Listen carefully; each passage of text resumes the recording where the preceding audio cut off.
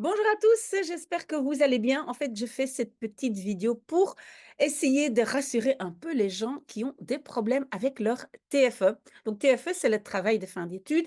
Et donc, je pense que c'est parce que, en fait, les écoles francophones étaient en congé les 2 dernières semaines. Et à mon avis, c'est pour ça qu'il y a quand même pas mal de gens qui ont essayé de travailler sur leur TFE.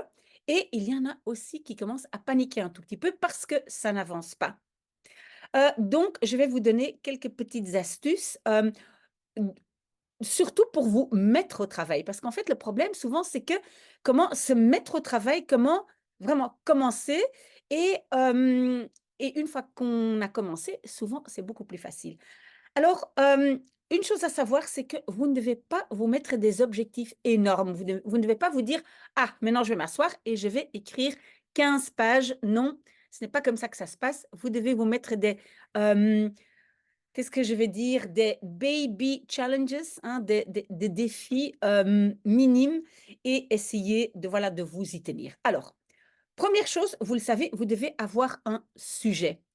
Et là, si vous avez déjà l'accord de vos professeurs, promoteurs, je ne sais pas qui, tout va bien. Si vous ne l'avez pas, vous devez absolument demander parce que je pense, enfin, j'ai l'impression avec tout ce que j'ai reçu que, donc les questions, comment je peux appeler ça? Les sujets, des TFE ne sont pas les mêmes partout. Il y en a qui font des stages et où le TFE est plutôt, un rapport de stage. J'ai eu quelques personnes qui sont dans le général où c'est plutôt une question ouverte. Donc, c'est une question, on ne peut pas simplement répondre par oui et non et avoir un travail très descriptif. Par exemple, voilà, quelles sont les conséquences des abus sexuels sur les enfants, par exemple. Et puis, on donne une liste. Non, ça, on appelle descriptif. Je décris ça, ça et ça. Non, normalement, ça doit être une question où on doit quand même pouvoir, avoir un débat, donc pouvoir construire un débat autour de ce sujet. Mais si vous êtes dans, technique de qualification, peut-être aussi le professionnel, ça je ne sais pas, je pense que je n'ai pas reçu de demande, mais j'ai reçu des demandes de technique de qualification. C'est ça, hein? Oui, je pense que ça s'appelle comme ça et là, souvent, c'est un stage. Il faut élaborer un tout petit peu, mais il faut surtout, parler de son stage. Donc, première chose à faire, votre question doit être, validée, on va dire, par, votre professeur, votre promoteur, votre coach. OK? Je pense que pour beaucoup de gens, ça, c'est le cas et le problème ne se situe pas là. Après, pour commencer à écrire, alors très souvent, qu'est-ce qui est difficile? C'est de savoir est-ce que j'ai bien tous les éléments nécessaires dans ma structure? Parce que pour tout ce qu'on fait, pour tout ce qu'on écrit, il faut d'abord une structure.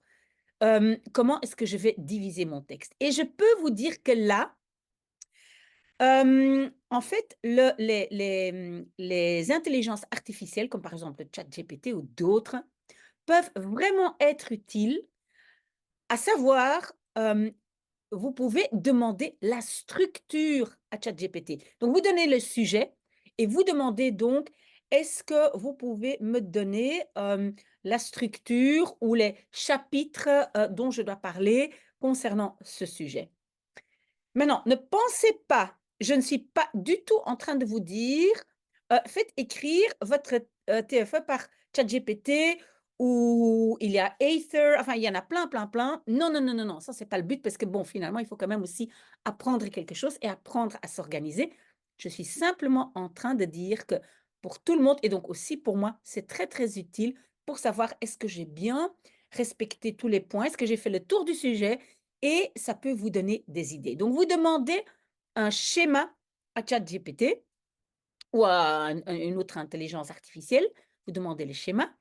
Et une fois que vous avez le schéma, en fait, vous allez faire des recherches par chapitre. Hein. Donc, par exemple, il donne le titre d'un chapitre. Je ne sais pas, je n'ai pas d'exemple, mais donc ce chapitre, vous pouvez le mettre dans un moteur de recherche et vous allez trouver des articles. Donc vous allez commencer à lire et là, vous devez faire très attention, à avoir les bonnes sources. Si vos sources ne sont que, par exemple, TikTok, ça ne va pas faire l'affaire, sauf évidemment parce que sur TikTok, il y a aussi des scientifiques qui mais vous devez faire une petite recherche, mais donc vous trouvez beaucoup d'informations sur les sites officiels du gouvernement, des médias, donc des journaux, officiels, par exemple l'RTBF qui est la radio et la télévision, officielle, si c'est en néerlandais, ben, VRT Nieuws ou autre. Souvent quand il y a .org à la fin, là, aussi ce sont souvent des articles scientifiques, mais donc vous devez quand même vous assurer d'avoir des bonnes sources. Ce que vous pouvez toujours faire, c'est quand vous avez trouvé quelques articles à lire, vous envoyez les liens à votre, professeur, promoteur, coach, et cetera et vous demandez si ces sources sont valables. Maintenant, je vous conseille de toujours essayer de faire un maximum par écrit, par mail. Comme ça moi je sais que, par expérience, que tout le monde, je ne pense pas seulement les professeurs, moi je travaille dans un autre secteur, mais toujours quand on envoie un mail, un message officiel, ben là les gens sont un peu obligés, de répondre et s'ils ne répondent pas, par après on peut dire: «Beh, je n'ai jamais reçu de réponse». Donc c'est toujours très, très bien de le faire par, la plateforme de l'école ou, par mail. OK et donc là, par chapitre, vous commencez à écrire. OK. Encore un dernier conseil. Quand vous commencez à écrire, vous ne pouvez pas penser de pouvoir tout faire en une fois. Je mets les idées, je fais des bonnes phrases, je structure. Non. Je lis donc, j'ai pris mon chapitre, j'ai trouvé un article, j'ai lu l'article et maintenant je commence à écrire et au début, j'écris. Je ne fais pas trop attention ni à l'orthographe, ni à la structure, ni rien du tout. Mais j'écris. Puis, prochaine étape, ah, est-ce que c'est bien structuré? Est-ce que je ne dois pas écrire une toute petite introduction? Voilà, je vais vous expliquer ceci, et cetera. Et à la fin, bah, évidemment aussi l'orthographe et cetera. Mais n'oubliez pas de mettre un correcteur, hein. Il y a beaucoup de jeunes qui même, je vois ça, qui m'envoient des éléments, ils ne mettent pas un correcteur, donc le correcteur dans votre langue.